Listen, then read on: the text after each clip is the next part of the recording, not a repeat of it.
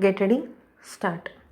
I thank you for the honor you have done me by presenting this address of welcome. Ever since I landed here this morning, I have been the recipient of kindness and good wishes all round. The streets through which I passed have been thronged with people on both sides, all expressing their greetings to the President of India. I am not vain enough to think that the great welcome is intended for me personally.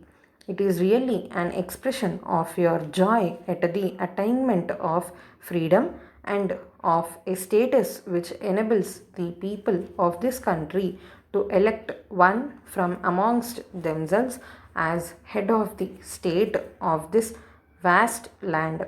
I have listened with great interest to the address in which you have spoken about the difficulties which you as a corporation are facing. I think the problems are the same all over the country. Our cities are growing beyond all recognition. Big cities have grown three times and sometimes four times their size. Even smaller places have within the last 15 years grown double or triple their old size. All these towns and cities provide amenities on the basis of population. Now that their population has become twice or four times of what it was, new problems naturally come up. These problems are arising at a time when our financial position is none too happy. You have therefore to work with patience and also to conserve your energy and all your resources and use them to the best possible advantage of the masses at large. I am glad to learn that you have taken up the work of slum clearance and have made much progress. I hope after some time you will be in a position to say that Madras is free from the ugly spots known as slums. Your demands for a reallocation of the sources of revenue, I am sure, will receive the best consideration from the authorities concerned.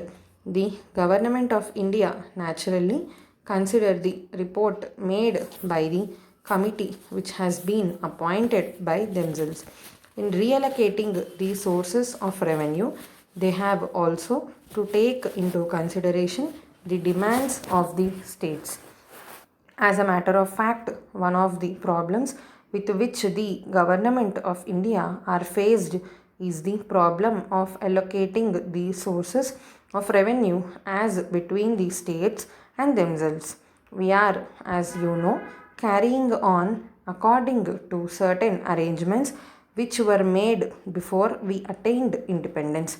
Until better times come or until some other agreement is made, the existing arrangement has to be continued.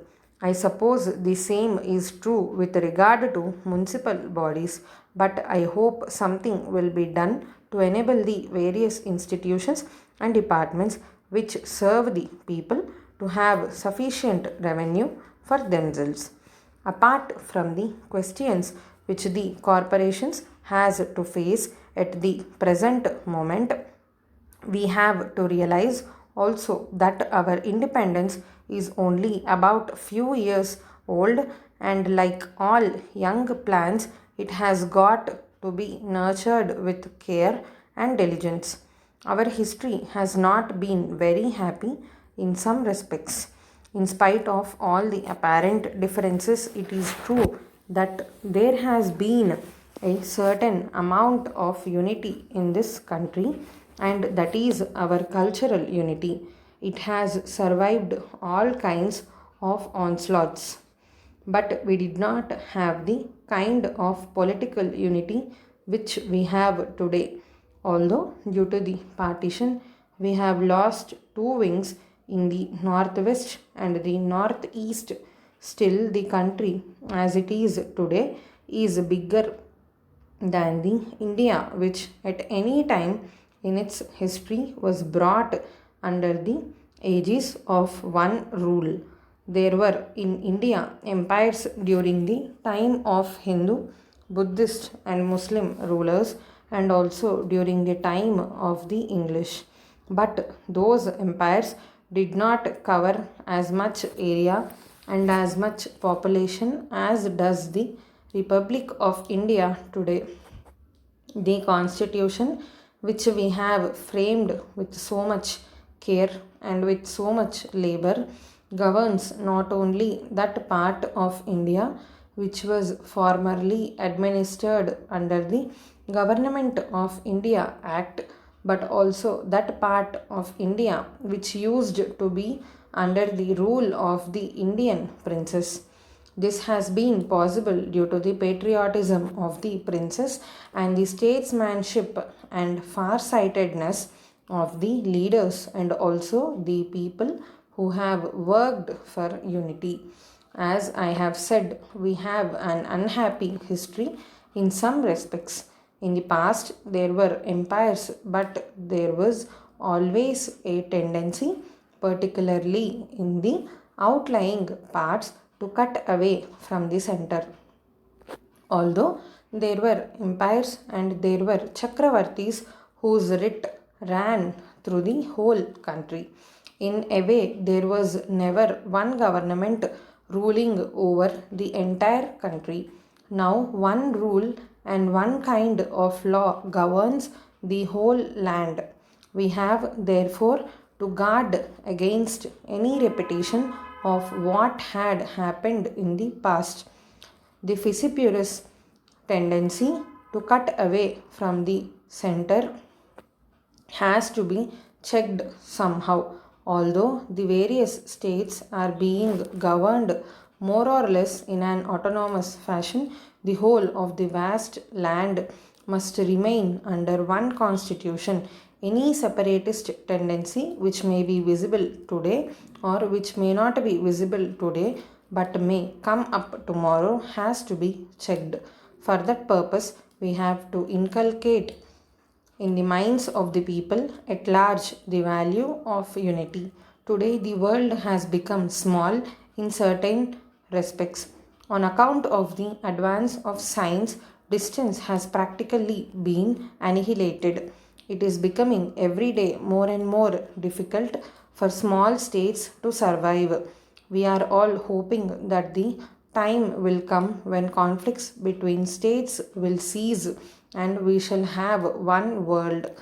We in this country have to preserve our own identity. We can do so only if we keep this entire country together.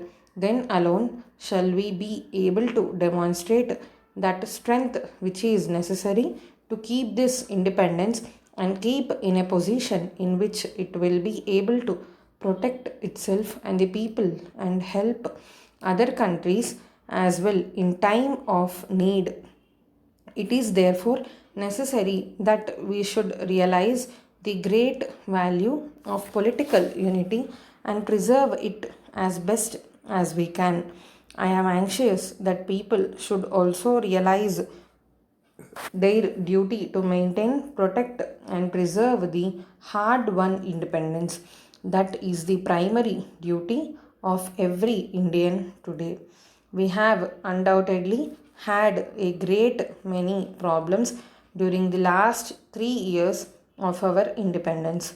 It must be said to the credit of the various administrations in the center and the states that they have managed to survive many difficulties under which they might well have broken down. We have had innumerable difficulties political, communal, social, and last but not least, financial and economic. Even today, we are facing a situation with regard to food which is by no means an easy one and which in some respects is the most difficult. But let us have faith in ourselves and let us hope that we shall be able to conquer the difficulties as quickly as possible as we had done in the past.